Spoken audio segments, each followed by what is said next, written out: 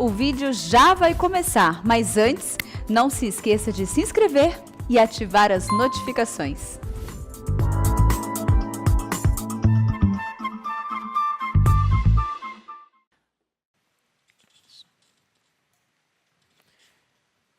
Irmãos queridos, nós vamos abrir a palavra de Deus no Evangelho de Cristo, conforme o relato de Lucas. Lucas, capítulo 19.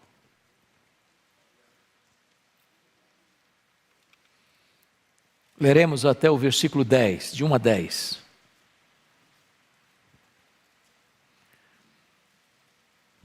Lucas 19, de 1 a 10.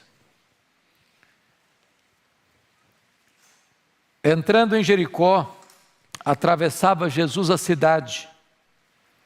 Eis que um homem chamado Zaqueu, maioral dos publicanos e rico, procurava ver quem era Jesus, mas não podia por causa da multidão, por ser ele de pequena estatura.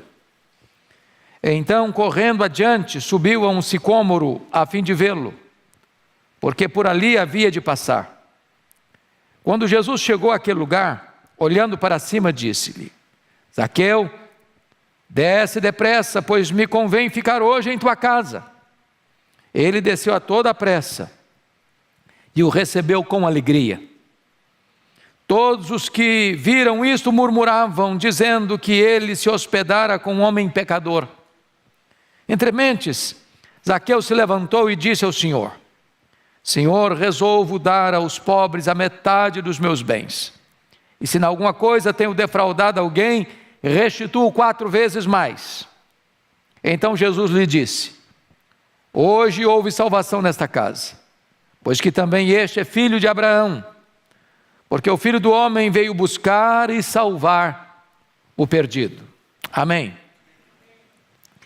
Eu quero pensar com vocês hoje sobre o tema o encontro da salvação. Jesus está passando por Jericó. Jericó é a cidade mais antiga do mundo. Jericó é a cidade que está no nível mais baixo do planeta, a 400 metros abaixo do nível do mar. Jericó era a cidade adornada naquela época e ainda hoje, com palmeiras, na verdade tamareiras. Era a cidade das fontes termais, era a cidade do lazer, era a cidade do luxo e do comércio. Belíssima naquele tempo, onde ficava os jardins e o local onde via de regra Herodes passava suas férias. Jesus está passando por essa cidade, belíssima cidade, com seu arvoredo, esvoaçando a sua cabeleira ao soprar do vento. Jesus presente naquela cidade, era na verdade a grande oportunidade de Deus para aquele povo. Vale destacar que Jesus está passando pela última vez por Jericó. Ele está subindo para Jerusalém, e aquela seria a sua última viagem a Jerusalém, porque naquela mesma semana Jesus seria crucificado. Era a última oportunidade. Oportunidade vem, oportunidade passa. Ou você aproveita hoje, ou talvez nunca mais você terá outra chance. E é curioso que tem uma multidão acompanhando Jesus, se acotovelando. Mas dessa grande multidão, só 2 homens são salvos. Um deles é um homem rico, Zaqueu. O outro era pobre, mendigo. E é curioso porque um está à beira do caminho, o outro está empoleirado numa árvore. Um precisa se levantar, o outro precisa descer. É curioso que um era esquecido, o outro era odiado. Um aristocrata, outro mendigo, paupérrimo. E por que esses 2 retratos? para mostrar-nos uma coisa: Jesus não faz acepção de pessoas. Ele valoriza o pobre e ele valoriza o rico. O pobre e o rico são tão carentes da graça de Deus. Ele ama um, ele ama outro.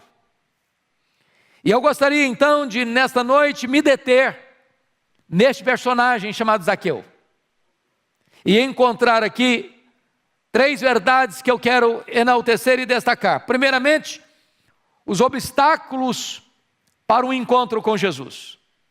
Que obstáculos Zaqueu precisou enfrentar para ter um encontro salvador com Jesus? Primeiramente, irmãos, ele precisou vencer o obstáculo da sua profissão. Olha comigo o verso 2. Eis que um homem chamado Zaqueu, maioral dos publicanos e rico. Bom, quando diz que ele era publicano, isso significa que ele era empregado da Receita Federal de Roma. Mas diferente do que nós temos hoje. Roma era um grande império, que tinha muitas províncias, muitos povos debaixo do seu controle e governo. Não tinha todo o aparato que nós temos hoje de controle.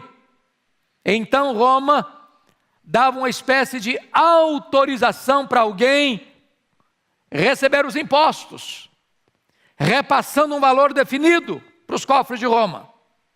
Mas este alguém tinha poderes para cobrar mais, sem qualquer limites, desde que repassasse os valores para Roma. Então os publicanos eram esses coletores de impostos, odiados da nação, traidores da nação. Não podia sequer frequentar uma sinagoga. Eles eram tidos pelo povo de Israel na mesma classe dos ladrões. Era alguém que laborava contra o seu próprio povo, já oprimido. Desta forma, este homem enfrentava este grande problema de explorar o seu próximo para viver e para enriquecer. Mas o texto vai mais além, o texto não diz que ele era só publicano, não.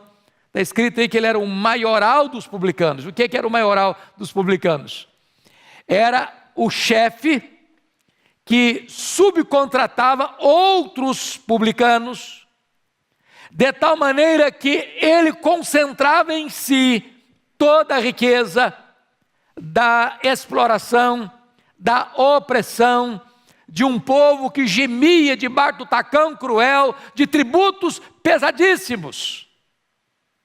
Portanto, o maioral dos publicanos era o cabeça desse odiado esquema de corrupção, de exploração, de opressão econômica. É esse homem que precisa romper toda essa conjuntura para ter um encontro com Jesus. Segundo lugar, Zaqueu precisou vencer o obstáculo de seu status social. Note comigo o versículo 2 ainda, porque somos informados que ele era maioral dos publicanos e rico. Obviamente, essa riqueza decorre desse esquema de corrupção, de exploração, de opressão econômica que ele impõe sobre o seu próprio povo. E o Senhor Jesus Cristo, aqui no capítulo 18, eu queria que você conferisse comigo, está na própria página do texto aí da sua Bíblia, versos 24 a 27, diz o seguinte. Você pode ler comigo, já que está com a Bíblia aberta? Vamos ler juntos, a uma só voz? 18, 24, vamos juntos? E Jesus, vendo assim triste, disse: quão dificilmente entrarão no reino de Deus os que têm riquezas, porque é mais fácil passar um camelo pelo fundo de uma agulha do que entrar um rico no reino de Deus. E os que ouviram disseram: sendo assim, quem pode ser salvo? Mas ele respondeu: os impossíveis dos homens são possíveis para Deus. Por que Jesus está dizendo que dificilmente um rico vai ser salvo? Porque ninguém pode servir a dois senhores. Jesus não chamou o diabo de senhor. Jesus não chamou César de senhor. Jesus chamou dinheiro de senhor, riqueza de senhor, mamon. A não ser que o homem destrone esse Deus da sua vida, ele não pode se render a Jesus. O problema, portanto, não é a riqueza, o problema, portanto, não é o dinheiro, o problema é o amor ao dinheiro. Zaqueu enfrentava esse problema, alertado pelo próprio Senhor Jesus. Terceiro lugar, veja comigo, Zaqueu precisou vencer o obstáculo da sua condição física. Confira o verso 3 comigo, agora de Lucas 19. Procurava ver quem era Jesus, mas não podia por causa da multidão, por ser ele de pequena estatura. E eu fico imaginando, meus amados irmãos, que o Zaqueu deve ter sofrido bullying na escola, né? Devia enfrentar problemas, o camarada é rico, é explorador, e aí eu acho que o apelido dele, não vou nem falar aqui para não constranger alguém. Mas ele devia ter alguns traumas, alguns recalques, alguns complexos. E tem muita gente que permite que esses traumas ou recalques ou complexos da sua condição social ou da sua condição física impeça que ele se renda ao Senhor. Tem mágoas da vida, de Deus, da conjuntura familiar. Zaqueu precisou romper isso. E é curioso que ele transformou o seu problema não num fracasso, mas num instrumento de se aproximar de Jesus. Ele quer ver Jesus, ninguém deixa. Ele está ali debaixo da situação de homens maiores do que ele, de mulheres maiores do que ele. E ele corre então e sobe numa árvore, num sicômoro. Mas em quarto lugar, Zaqueu precisou vencer o obstáculo do seu orgulho. Pense comigo. Um homem rico, maioral dos publicanos, chefe da Receita Federal de Jericó, a cidade do turismo, a cidade dos palácios, a cidade das palmeiras, a cidade do comércio, figurinha mais carimbada da cidade. Agora precisa correr, subir numa árvore, empoleirar numa árvore. Primeira coisa, para subir naquela árvore, ele teve que descer do seu orgulho. Tem muita gente que tem dificuldade de ter um encontro com Cristo por causa do orgulho, da soberba, da vaidade. E ele precisou romper esse problema. O problema do seu orgulho. E notem vocês que Zaqueu sobe com o desejo de ver Jesus, e diz a Bíblia que ele desce a toda pressa e desce com toda alegria para ter esse encontro com Jesus. Eu não sei como você veio aqui hoje, eu não sei como você está aí nos assistindo em qualquer parte do mundo em que você esteja, mas para você ter um encontro com Cristo, é preciso você se despir da sua vaidade, despir-se do seu orgulho, despir-se dessa glória que você tem de ser rico, de ser uma pessoa conhecida ou famosa. Enquanto você não se despojar de tudo isso, é impossível que você se dobre aos pés do Redentor, do Salvador, Jesus Cristo nosso Senhor. Mas notem comigo ainda em quinto lugar. Zaqueu precisou vencer o obstáculo da multidão. Olha comigo o verso 3. Procurava ver quem era Jesus, mas não podia por causa da multidão. Aliás, o mendigo enfrentou o mesmo problema. O Bartimeu começou a clamar: Jesus, filho de Davi, tem misericórdia de mim. A multidão que acompanha Jesus deu ordem para ele: se cale, pare de gritar. Não incomode o mestre. E ele continuava clamando mais alto: Jesus, filho de Davi, tem misericórdia de mim. E diz a Bíblia que Jesus parou. Diz: chamai-o. Ô irmãos, a multidão sempre é um problema, sabia? Tem gente que ainda diz que a voz do povo é a voz de Deus. Bobagem. Bobagem. A multidão, via de regra, pode estar errada. Aqui a multidão é um obstáculo, é um impedimento, cria dificuldades. Quantas pessoas que deixam de ir a Cristo por causa do amigo, por causa do parente, por causa do seu sócio lá da empresa, por causa dos colegas da sua sala de aula, por causa da opinião pública. Enquanto você ficar olhando para as pessoas, ou observando as pessoas, ou querendo agradar as pessoas, você não terá um encontro real com o Senhor Jesus. É preciso romper esse obstáculo. Mas em sexto lugar, confira comigo. Versículo 7, Zaqueu venceu o obstáculo dos murmuradores. Olha o verso 7 comigo. Todos os que viram isto murmuravam, dizendo que ele se hospedara com um homem pecador. A Bíblia tem algumas expressões que precisam ser destacadas, porque quantas pessoas murmuraram? Quantas? Todas as que viram isso, viram o quê? Viram Zaqueu empoleirado naquela árvore, e Jesus olhando para cima e diz: Zaqueu, desce depressa, porque hoje me convém ficar em sua casa. E aí, irmãos, isso é espantoso, porque não foram alguns, não teve nenhuma pessoa sensata, não teve nenhuma pessoa feliz, dizendo: que bom que Jesus entrou na casa daquele homem, vai ter uma mudança na vida dele, vai ter uma transformação no caráter dele, vai mudar a família dele. Ninguém se alegrou, todos murmuraram. Eu quero lhe dizer uma coisa: o fato de você se render a Jesus vai trazer murmuração. Se você não tiver coragem, você não se rende a Cristo. Não sabe por quê? Os covardes não entram no reino de Deus. Quem está preocupado com a opinião pública, quem está preocupado com o que as pessoas vão falar, quem está preocupado com o que as pessoas vão dizer, acaba deixando de ter esta grande decisão e este importante encontro redentor com o Senhor Jesus Cristo. Zaqueu rompeu isso aí.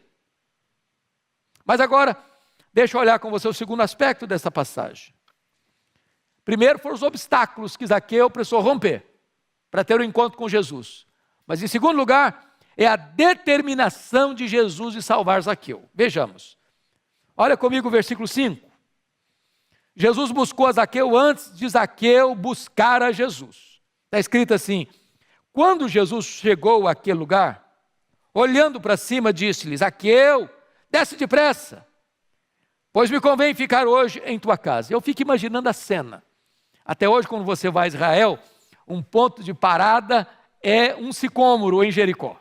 É uma árvore frondosa, tronco parrudo, galhos mais baixos, bem largos, onde uma pessoa pode subir e ficar confortavelmente lá em cima.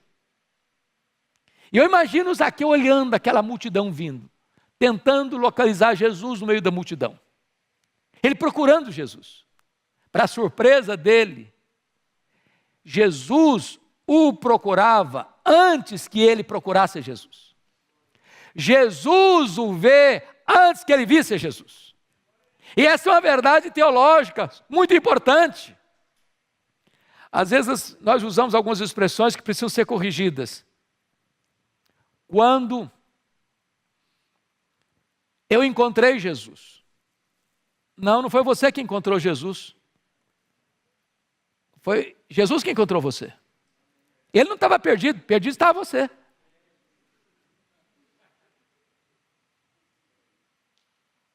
Entenda isso. Ele procura você e ele atrai você para ele com amor eterno. Ele conhece você antes da fundação do mundo. Ele pôs o coração dele em você antes de ter criado o universo. É Ele quem chama você, é Ele quem escolhe você, é Ele quem ama você, é Ele quem vê você, é Ele quem encontra você, é Ele quem busca você, é Ele quem salva você. Segundo lugar, Jesus mostra para Zaqueu que a sua salvação era uma questão urgente. O verso 5 está escrito assim: Jesus lhe disse: Zaqueu, desce depressa. Jesus poderia ter dito: deixa a caravana passar primeiro, Zaqueu, depois você desce. Irmãos amados, salvação não dá para esperar. A Bíblia, ao longo dela, ensina uma coisa: salvação é hoje. É hoje. Não é amanhã. Amanhã não pertence a você. Amanhã você pode não ter oportunidade. Amanhã o seu coração pode estar endurecido como o coração de Faraó. Amanhã você pode nem estar vivo mais. Então, quando se trata de salvação, não se deixa para depois, tem que ter pressa. Se você hoje está ouvindo esta palavra e você ainda não se rendeu a Jesus, é hoje o dia, é agora o tempo de Deus para a sua vida. Não espere mais. Desça depressa do seu orgulho, da sua posição, da sua vaidade pessoal, de qualquer outra situação que está sendo um obstáculo para a sua vida. Desça depressa, porque Jesus hoje quer salvar a sua vida. Mas notem mais, irmãos. Terceiro lugar, Jesus não apenas quer ver Zaqueu, mas quer ter comunhão com ele. O verso 5, Jesus disse que ele quer entrar na casa de Zaqueu. Aliás, sempre que Jesus entrou na casa, ele foi convidado. Mas aqui ele se convida. Ele se convida. Hoje me convém ficar em tua casa. Sabe o que significa isso? Ele quer ter comunhão com Zaqueu. Quer desenvolver um relacionamento pessoal com Zaqueu. E o que é salvação senão isto? A vida eterna é esta: conhecer a Deus e conhecer a Jesus Cristo, seu Filho. Salvação não é apenas um dogma teológico que você abraça e crê. Salvação é mais do que isso, um relacionamento pessoal com o próprio Senhor Jesus Cristo. É você abrir a sua casa, é você abrir o seu coração, é você abrir a sua vida. Nas palavras de Paulo aos Efésios capítulo 3, é você ter Jesus habitando em seu coração pela fé, e habitar aqui, entregar as chaves para Ele, todas as chaves da sua vida. Ele é o dono da casa, Ele pode mudar tudo que tem nessa casa, porque Ele é o Senhor dessa casa, e você hospeda Jesus, não como alguém que vem e vai, mas como alguém que vem e fica como o Senhor da sua vida. Mas ainda, Jesus revela que o seu amor é desprovido de preconceitos, porque o versículo 7 diz que todos que viram isso murmuraram, todos. Irmãos queridos, quantas vezes nós somos como aquela multidão? A gente carimba pessoas, a gente tatua gente, dizendo: isso aí não vai dar certo não, nunca vai ser salvo, essa pessoa vai para o inferno mesmo. Ela é ruim demais. Ela explora as pessoas demais. Ela faz mal para as pessoas demais. Ela maltrata a gente demais. Se dependesse da gente, talvez nós anteciparíamos e mandaríamos muita gente para o inferno, com o nosso senso de justiça. Mas a graça de Deus é tão grande que pega lixo e recicla e transforma alguém que você já carimbou, perdido, condenado. Diz: é aí que eu vou entrar com a minha graça salvadora e fazer um milagre. É aquele que está lá no prostíbulo, é aquele que está lá fumando ou cheirando cocaína, é aquele que está lá no mundo do crime, é aquele que está lá no mundo das drogas, é aquele que está lá no mundo da feitiçaria, é aquele que está enrolado com a idolatria, é aquele que é ateu e nega o nome de Deus. É aí que Deus entra com a sua salvação e faz um milagre.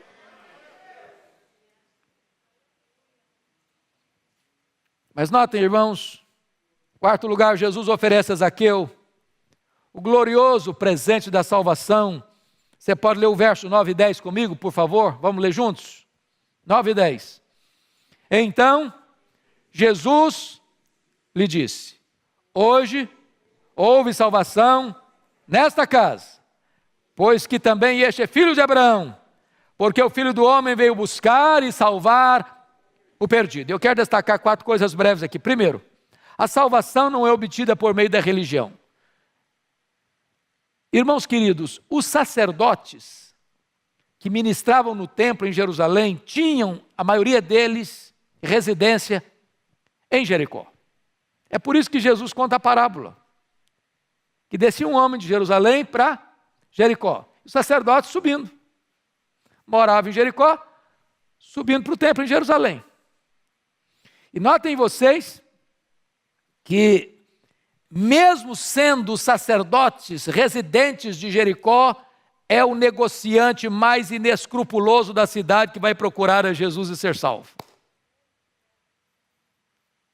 Segundo, salvação não é obtida mediante uma vida correta. Certamente devia ter muita gente em Jericó com a vida honesta, os seus negócios, as suas transações financeiras. Gente que podia olhar os filhos nos olhos, sem sentir vergonha. Mas é curioso que Jesus salva o homem mais odiado da cidade. Um homem cujo passado era repugnante aos olhos da cidade inteira. Terceiro, a salvação não é obtida pelas obras. Não é. O jovem rico Jesus pediu, aliás, para o jovem rico ir vender tudo que ele tinha, distribuir para os pobres, para vir segui-lo. Por que Jesus fez isso? Porque Jesus sabia que tinha um ídolo no coração daquele moço. Um Deus que governava a vida daquele moço, chamado Mamon, amor ao dinheiro. E é curioso, queridos irmãos, que Jesus Cristo vai para a casa de Zaqueu, e o Zaqueu diz assim: Senhor, eu resolvo dar metade dos meus bens para os pobres. E se eu defraudei alguém, e esse se aí é uma afirmativa dele, eu vou restituir 4 vezes mais.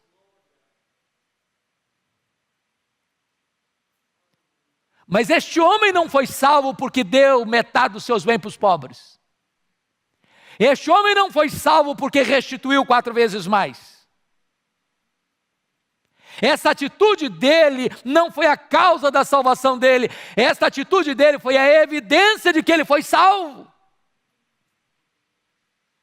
Há muitos homens, irmãos, honestos do ponto de vista financeiro, que nunca foram salvos. E a não ser que se arrependam, jamais o serão. Porque a salvação não é pelas obras. A salvação é pela graça.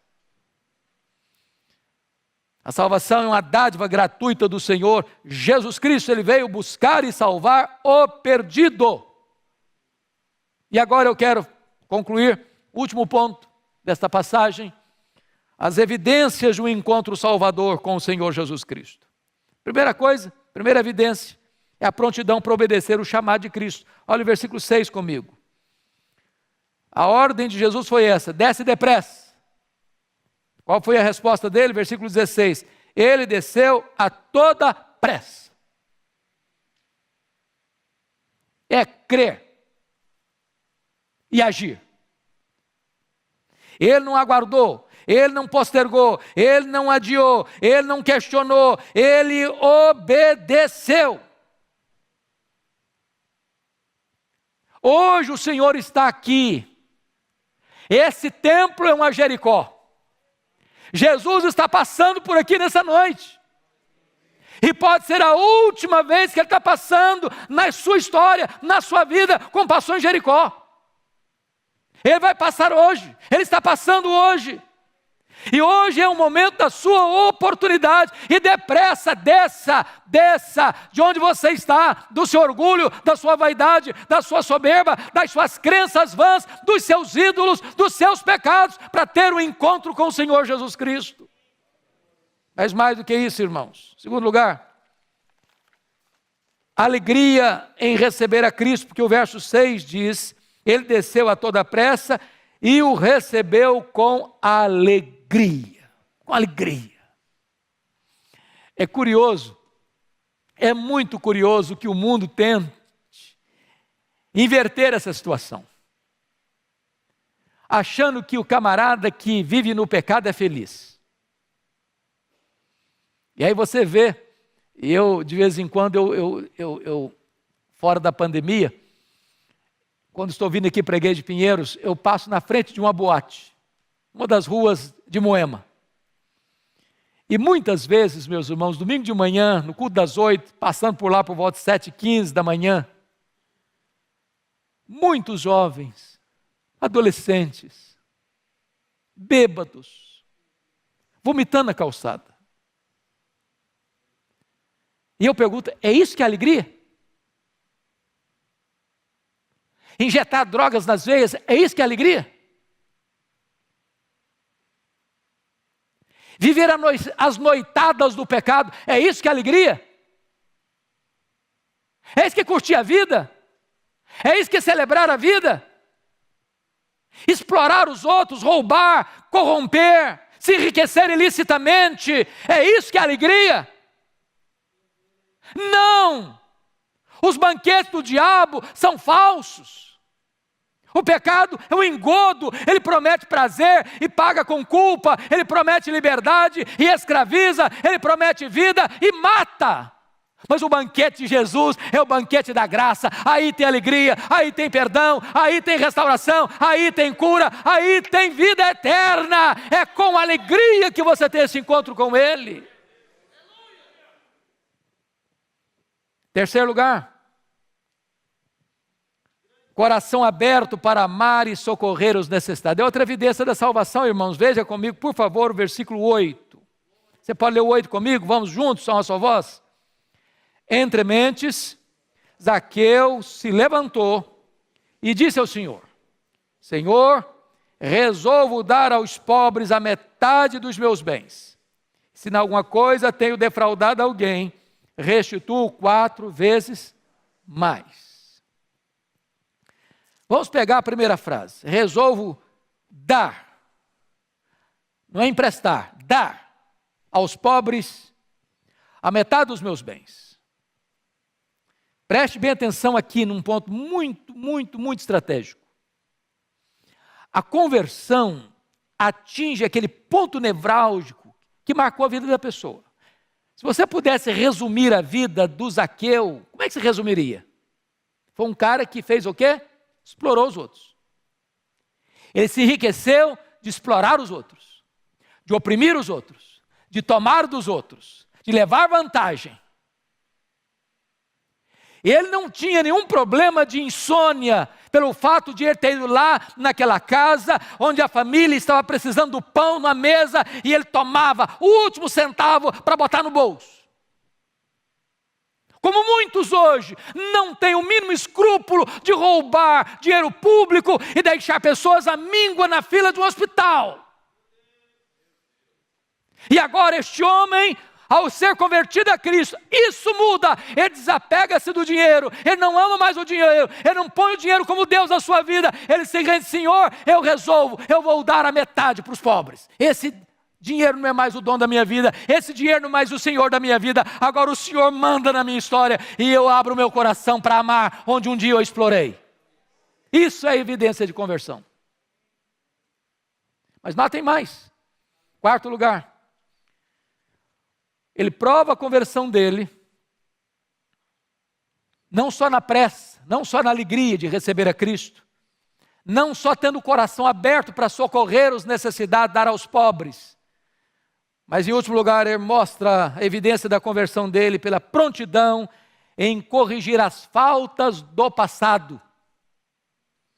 Porque o verso 8 está claro: e se em alguma coisa tenho defraudado ou roubado de alguém, restituo 4 vezes mais. A conversão, irmãos, é uma mudança. Mudança de vida, mudança de caráter, mudança de postura. O mentiroso deixa a mentira. O adúltero deixa o adultério. O ladrão deixa o roubo. O maledicente deixa de falar mal dos outros. O idólatra abandona os seus ídolos. O feiticeiro abandona a feitiçaria. O desonesto que roubou e apropriou-se ilícita e indebitamente, devolve o que roubou. E devolve quadruplicadamente.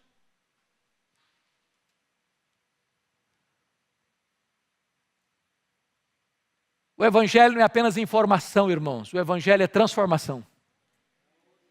Transformação. E foi isso que alcançou a vida de Zaqueu: louvado seja o Senhor.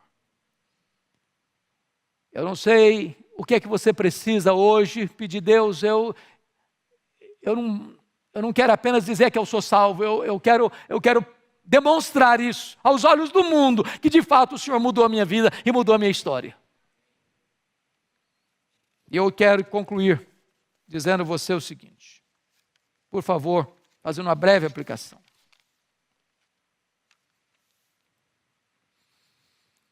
Jesus é o mesmo, ontem, hoje, para sempre o mesmo. Ele não está passando hoje aqui, fisicamente, mas Ele está passando hoje aqui espiritualmente.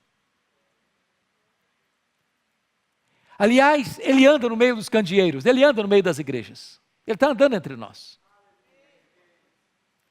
E Ele conhece você. Ele sabe quem é você. Ele conhece o seu passado. Ele conhece a sua história. Ele conhece os seus dramas, Ele conhece as suas angústias.